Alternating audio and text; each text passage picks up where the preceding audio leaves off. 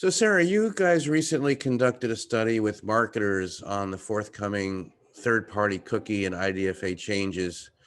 So, how are the marketers feeling about it? Are they aware of it? Are they dealing with it? Kind of give us the heads up, some top line from your study. Sure. Um, Overall, I think one of the big responses that we saw come in was that 70% thought that digital advertising would take a step backwards as a result of these changes. And I think that part of that might be, sentiment related in terms of the view of the tech companies. But also, I think it signals the dependency that marketers have had on, this component of technology in the ecosystem. So tell us sort of, some concerns they have. Are they aware of what's happening? Are they making plans? Are they taking a wait and see? Do you have any sort of, top line thoughts about that? Sure. I think they are aware. This is a very heavy dependency in the ecosystem on third-party cookies and mobile identifiers. And so what our research showed was that it was about a 50-50 split.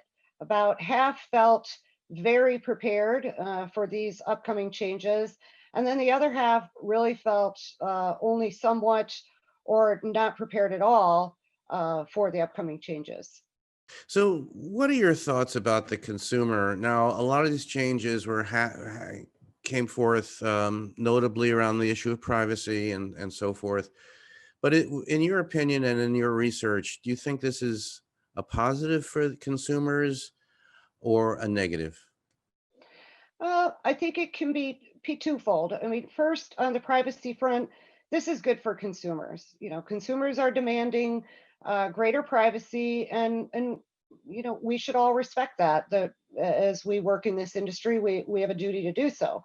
I think the adoption of new technologies and new methods needs to happen, or really the downside for consumers could be that they have less relevant advertising. It could become more invasive to them, and ultimately, the open and free internet as we know it, where consumers have kind of made an innocuous trade for great content, great services, uh, to be funded by advertising could shift. And if the publishers can't monetize their traffic, then in theory, the danger is that cost could end up being passed on to the consumer. But overall, this is something to adapt to, and I see the changes as a new way forward. So let's talk about that new way forward and sort of what you're advising your clients and other thoughts you can share more broadly about how to get from here to there. Sure. I think marketers who are evaluating these types of new solutions, kind of in this new age of the digital ecosystem, should start with privacy, and that should be the fundamental in building solutions with a privacy framework in mind for two reasons. One is just the respect of the consumers, but second is in the increasing, regulatory environment. A solution needs to withstand that. So I think that's important. We've been advising on, identity, not identifiers, and the ecosystem really became reliant on these single identifiers. Those could be, transient or perishable, and it was easy. So it was easy to create that dependency and get the machine running on that. But to really take a step back and focus on the individual, a person that's anchored. And I think third is around first party data.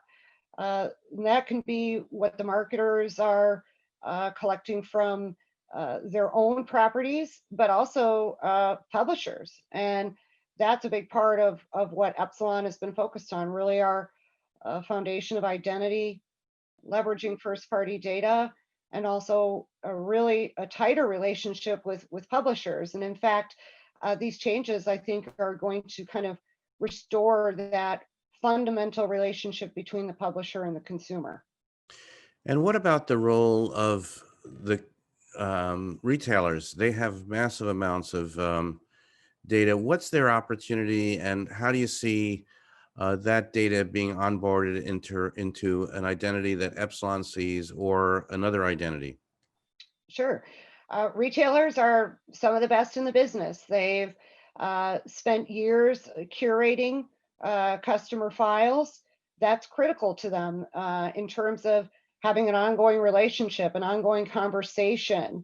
And they have been at this for a long time. I think the crossroads is okay for a retailer, how to pick a partner that can truly activate that data. And that is something Epsilon has been doing for over a decade, is really enabling the activation of that asset through an individual based identity system, so that not only can the retailers continue to curate and speak to their customers and retain them, but to also go out and know who a new potential customer could be, because obviously there's a cost associated with both, but acquiring a new customer can be a more costly uh, effort. And certainly, marketers now more than ever, especially the retailers, need to drive efficiency in their marketing budgets.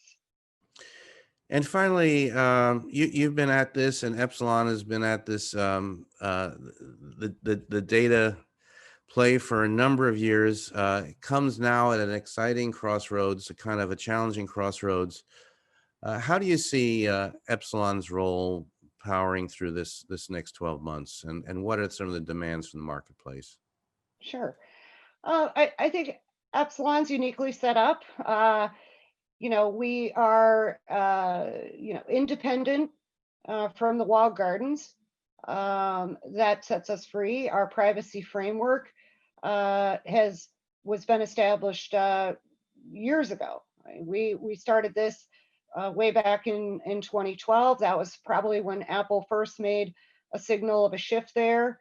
And so building that privacy network, building the identification, and not having a huge dependency on a single identifier really puts us forward. So, our post that we will lean on is that privacy infrastructure, a strong identity, and then of course the publisher relationships. And our view of what we've been building with 5,000 publishers in the ecosystem also allows for that first party data exchange. So situating ourselves, I think, nicely for the next step in the ecosystem.